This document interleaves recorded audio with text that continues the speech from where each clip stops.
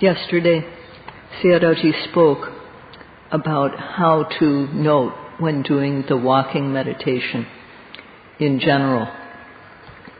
When the actions of lifting and moving and placing occur, Sayadaw described how there is mind and matter involved. And this is so that the yogis could know, in terms of theory, to really know the mind and matter that are really there in lifting, moving, and placing. One has to observe with close attention. If one gives priority to asking, well, what is it? Why is it? How is it? Then in that time, during that reflection, you will have missed what is happening. You will have missed the mind and matter that happens in lifting, moving, and placing. Because the mind and matter, nama and rupa, that occur in us are extremely fast. In order to give our mind the speed necessary to observe them, we have to add energy to our mind. We can't just look in an ordinary way. So we have to apply ardent effort, apply energy, and accurate aim at the moment of lifting, at the moment of moving, at the moment of placing, in order to observe them. And the teachers are saying this all the time. To observe the lifting, the moving, and the placing is the yogi's responsibility. And there isn't anything else except for this responsibility to observe. At the moment of lifting, at the moment of moving, at the moment of placing, one can know the true nature that is there, the characteristics of true nature that are there, sabhava lakkhana, automatically and in detail. But when Sayadaw sees some yogis just from the outside, he's not very satisfied to see how they go about. If you're here to do this retreat, to practice, then one needs to do the task according to the rules systematically. Wanting to gain the Dhamma, knowing that there is nama and rupa, mind and matter in our being, these are really there. And these are related as cause and effect. These arise and pass away. This is true. It's true that they are there, that they are related as cause and effect, and that they arise and pass away. It's very important to have trust and confidence that this is the case. And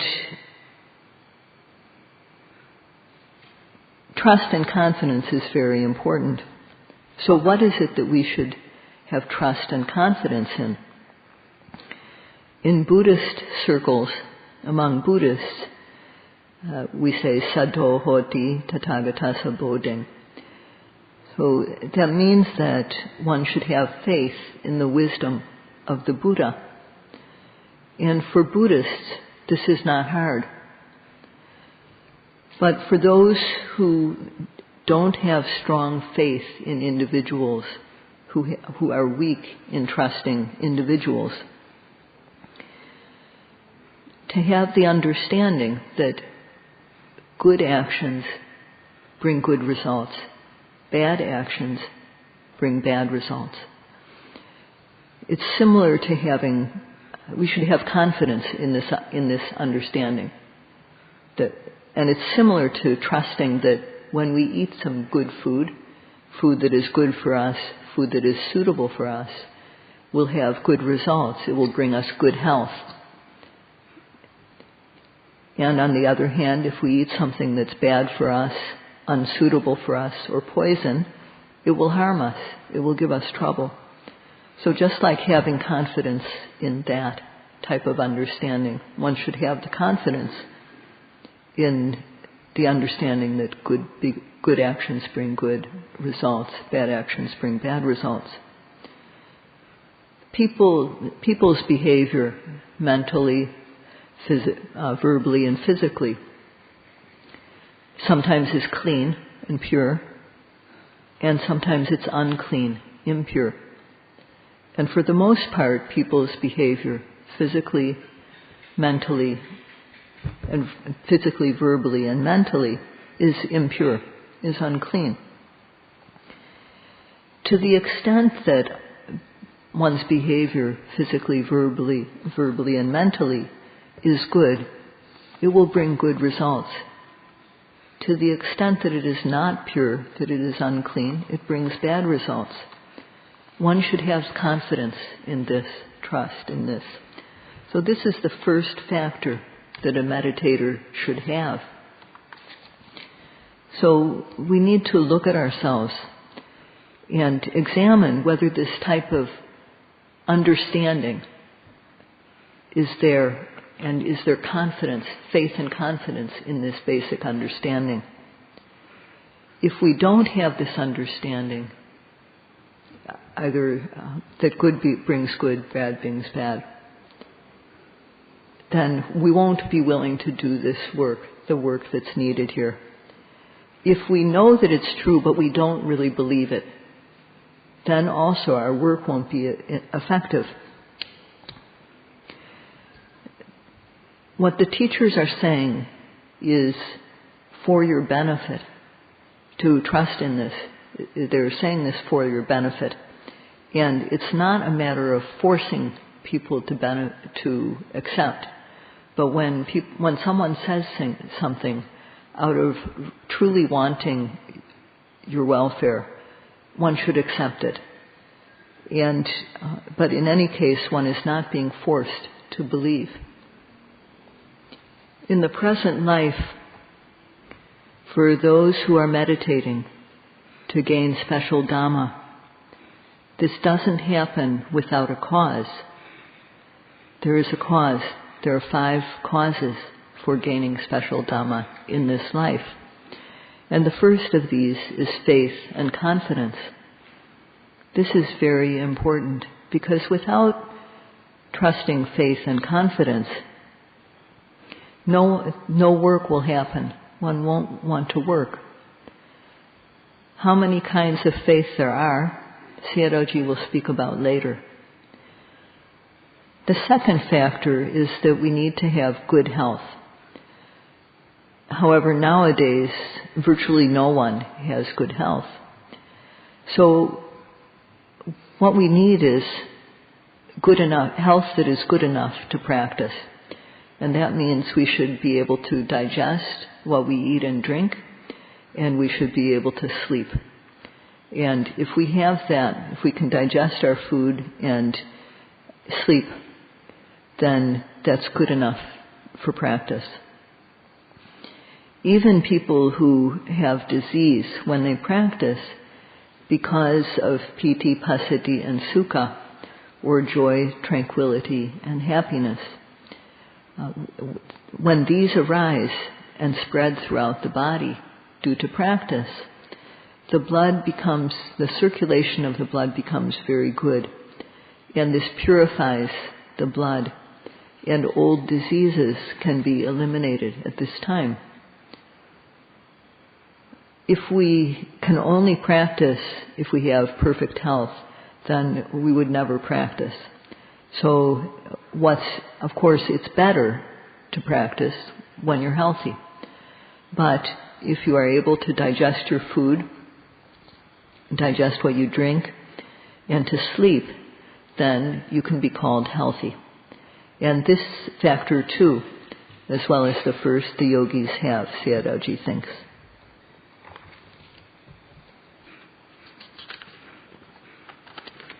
The third quality is called in Pali ujjuka. That means to be upright, to be honest and frank. Now in the world, this quality of being honest and upright is virtually non-existent. It's covered over by pretense People pretend with each other. People aren't able to live without fault, but instead of correcting their faults, they pretend that they don't have any faults. They pretend to be clean. And on the other hand, they don't have qualities, but they pretend to have them. They pretend to have virtues that they don't really possess. So when someone has a fault, it should be admitted in suitable circumstances. And people should be open about what they really are. But this pretense is just covering the world, pretense about hiding faults that we have and pretending to have qualities that we don't have. So when one has a fault, one shouldn't cover it up. And when it's appropriate, one should reveal one's faults. If one doesn't have qualities, one shouldn't pretend to have them. One should be upright. And this is very important. Especially it's very important when we speak with the teacher about how we practice and what we find out. So we should say, how many times during a day do we sit? And how many times? How long is each sitting? Are we able to apply effort to observe the rising and the falling? Can we note it or can't we? If we can, what do we see? If we can't, we should say that we can't. In the walking, are we able to observe every lifting, every moving, every placing? Can we observe them or not? If we can observe them, the lifting, the moving, and the placing, what is it that we see? Do we see the leg? Do we see how it lifts up? Or do we see some quality? We should say what we find when we practice, not what we don't find. We shouldn't say what we haven't found. And it's good to just use simple words when we talk about what we find in practice. If we present what we find honestly and simply, the teachers will be very satisfied. Every time a yogi comes, if he or she has something to say to the teacher will know this yogi practices respectfully, meticulously, and continuously. This yogi values the work that he or she is doing. If every day a yogi comes, they say the same thing again and again and again, the teacher knows the yogi does not respect the work. So among the 5 causes for gaining special knowledge in this lifetime, faith and good health, and also honesty, openness, and frankness in reporting. And only if we have these will the teacher be able to help the student.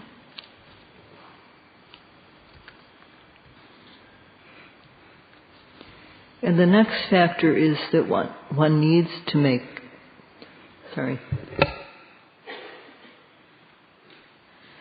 The next factor is that one needs to make continual effort. So that means that in the sitting, one needs to make continual effort. One needs to work with respect and meticulous care, trying all the time. So when we sit, starting with the rising and the falling, it means to apply effort to observe every arising object. And to the extent that one applies effort, sati will stick to the object. There's no need to create it specially. When sati sticks to the object, samadhi will come. So with the application of effort, the mind, this brings sati, and the mind sticks every time one makes effort. and the mind doesn't run anywhere else. So we have to try to observe so that this happens. And it's the same with the walking.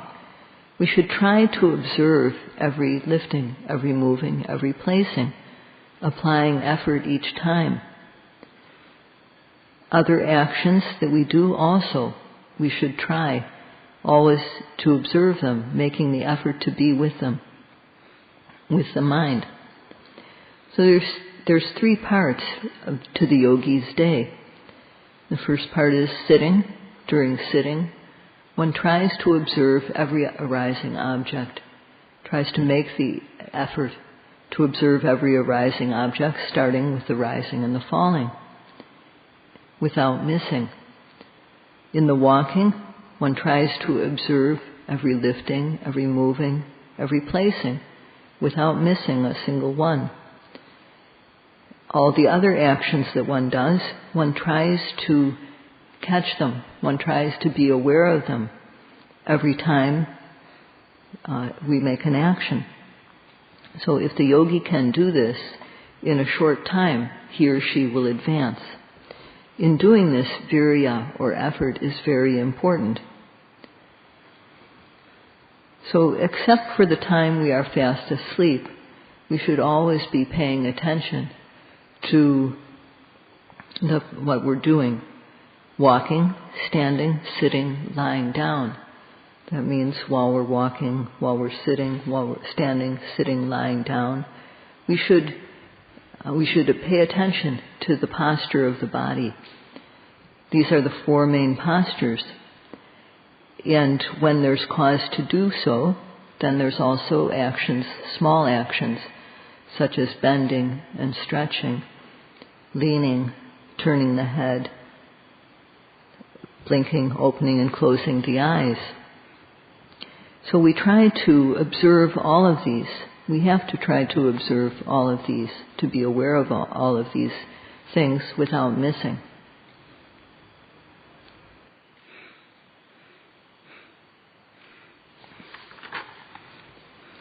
In the Buddhist text, it is said that when meditators, if they know the virtues of the Dhamma and have come to the center to practice, and they know the method for making the mind clean and developing knowledge, then they have to apply effort. So the first thing that one does is to try to observe every arising object, starting with the rising and the falling in sitting. This is making initial effort. This is the first level of effort. And as we keep on trying to do this, boredom comes.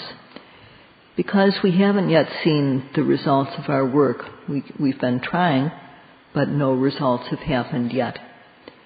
And when that happens, we have to boost our effort. We have to increase our effort in order to overcome the boredom that comes in. So the yogis need to have this type of courage, this type of effort. And this is the fourth cause for realizing the Dhamma in this very life. The people who have come here to practice have given up their daily life, their worldly life courageously. They've given up their work, they've given up their families, and they've given up sense pleasures, the type of sense pleasures which human beings like most of all. And there are those among the people here, there are those who have come because they have faith that they can gain something special through doing this, something very valuable. And there are also some that are just experimenting, trying to see what happens. But whatever our motivation, we should have effort so that we can reach our goal and so that we can reach some special knowledge. So we have to have effort. And there are three levels of effort. First of all, the initial level, called in Pali Arambha Dhatu. We learn the method of practice, and then we apply it. In sitting, we observe the rising and the falling, and the other arising objects. In walking, we observe the lifting, the moving, and the placing. And this is the initial effort that we make. While we're doing this, if benefits haven't started to arise yet, we start to feel bored. We don't want to do this anymore. We want to just back off. We don't want to practice. So if this type of attitude comes up in your mind, then boost your effort. Don't give up. Boost your effort so as to get past this stage. And this is called Nekkhamma Dhatu. And maybe in English you could call it stepped up effort. If we boost our effort so that we can get past this stage of boredom, then the noting becomes good and our observation becomes continuous. So when it is continuous, then the mind becomes clean and pure, and the benefits start to arise, and it's very satisfying. When we see these benefits, don't settle for just this much. Keep on making more effort so that you're able to go farther and to reach your final goal. We need to have these 3 levels of effort, or virya, when we practice, and only then will we be able to keep on going until we gain special Dhamma. Just a few days ago, there was a yogi who told people, well, now I know the method, so I'm going to go back home and practice. And if Sayadawji was not, he didn't go to see Sayadawji, so Sayadawji did not know. But if people here who are here now behave in this way, if they feel, okay, I know the method now, if you just settle for this much, then you will miss out on much, much better things to come. So one has to really keep on going until one finishes the task that one set out in front of oneself. One has to behave like a worker and just keep on going until we reach our goal. When one is observing like that, and our effort, virya, has momentum, then the mental energy becomes strong. And even before knowledge arises, greed and anger, or raga and dosa, are removed from the mind. And the mind becomes very clear. And at this time there's this clarity, is clear faith, pasada sada. And this type of pasada sada, or clear faith, also happens when we first hear about the Dhamma, for example. We hear about it. We hear that with the practice one can gain special knowledge. When we first hear about the Dhamma, we can have this type of clear faith, clarifying faith.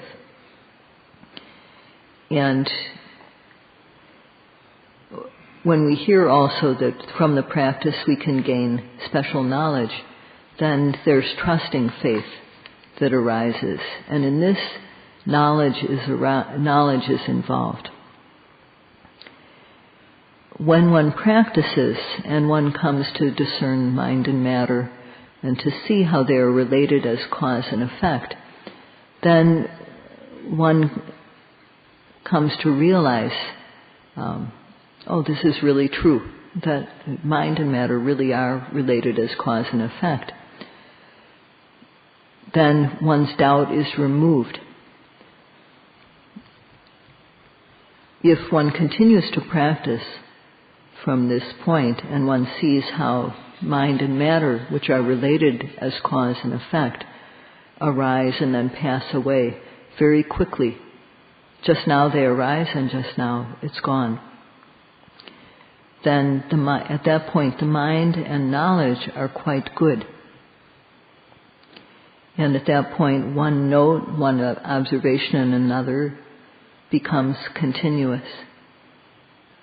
And at that time one gains a type of happiness, a type of pleasure that is unrelinquishable, that is always good and that one won't ever get bored of. And that is what is involved with piti, passaddhi, and sukha, joy, tranquility, and happiness. The happiness that comes from these mental factors is better than the happiness of sense pleasures. And when one experiences this type of joy, one won't ever go back on the practice. One won't ever give up. And when a yogi, for example, has decided, okay, I'm only going to practice for 15 days, if they come to this stage, they continue their practice for a month or 2 months. It's when people experience this, they know that they have something good and they keep on going. So the Dhamma at this point pulls one along. If one comes to see the fast arising and passing away of phenomenon, one gains an unrelinquishable happiness. And when one reaches this point, if you reach this point in practice, then just continue, because it is sure that you will gain the Dhamma in this very life. And this is the 5th factor that a person needs. So the 5 factors of a person who is sure to gain the special Dhamma in this life is, first of all, faith and confidence. This is something to ask yourself if you have. Second, good health. Third, honesty, uprightness. And fourth is to have these 3 levels of effort: initial effort, stepped up effort, and effort that continues to reach the goal. So making effort, this is the yogi's job. And if one does this, that when one sees, when one gains knowledge, seeing mind and matter, how they're related as cause and effect, then no one will need to urge you to have faith in this, to trust in this. You'll come to do so on your own. If a person reaches this stage, they can be called a true yogi, because the literal meaning of the word yogi in Pali is bhavanaya yota payotatayati yogi. And if I can just insert, a yogi means one who possesses effort. But in this way, the effort to create this clean mind and knowledge, to develop it further and further, to enlarge it. One who possesses the initial effort to begin the practice, the stepped up effort to overcome difficulties, the progressive effort that continues until reaching the final goal. One who possesses these 3 levels of effort is called a yogi. So the yogis here keep sila, and their actions and speech are clear, practicing the method to develop purity of mind. From here, after developing purity of mind, one can develop knowledge stage by stage to get a special type of happiness. So Sayadaw hopes that all the yogis here, having this objective to gain special happiness, will make the initial effort needed, will boost up their effort when needed, will make the progressive effort that is needed to gain this special happiness and become true possessors of effort, true yogis. Sayadaw urges you all to do this. That's all for today. Sadhu, sadhu. sadhu, sadhu, sadhu, sadhu, sadhu, sadhu, sadhu.